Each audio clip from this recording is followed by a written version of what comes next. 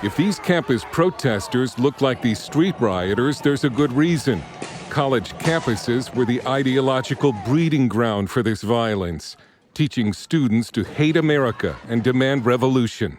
Many colleges and universities have become very successful training camps for radicals, the kind of radicals who are burning American cities and fighting the police. Portland State philosophy professor Peter Boghossian says college campuses are, without question, the source of the woke movement behind the riots in American cities. 100% of it, absolutely categorically and unequivocally, the universities are cranking out utter madness. College professors have been among those arrested in the rioting. Professor Aaron Thompson at the City University of New York tweeted this advice to rioters pulling down statues.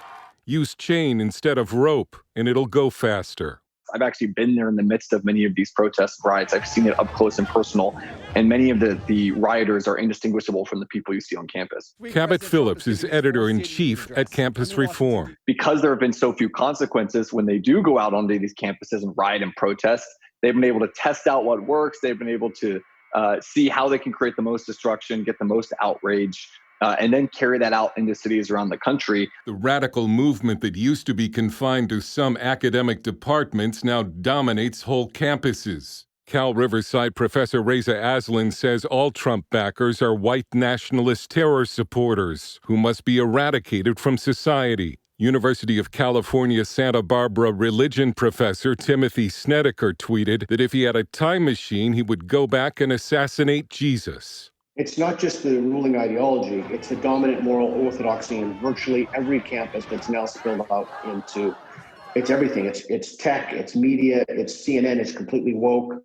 We never thought the craziness, the absolute insanity that we saw on campus would amount to anything. And what we didn't realize is that the campus moved into the culture. Cornell law professor William Jacobson has been censured by his dean and formally denounced by 21 Cornell faculty members for speaking out against the rioting and Black Lives Matter. But the most tragic recent case of campus persecution of conservatives is UNC Wilmington criminology professor Mike Adams. A Christian, he was a guest on the 700 Club. Hounded by the left for years, Adams killed himself last month.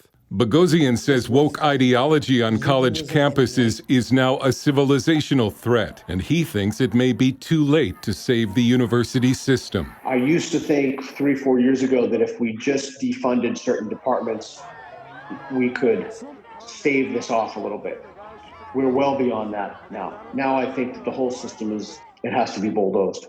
American taxpayers have subsidized a university system that teaches that the U.S. government is fundamentally evil and must be torn down.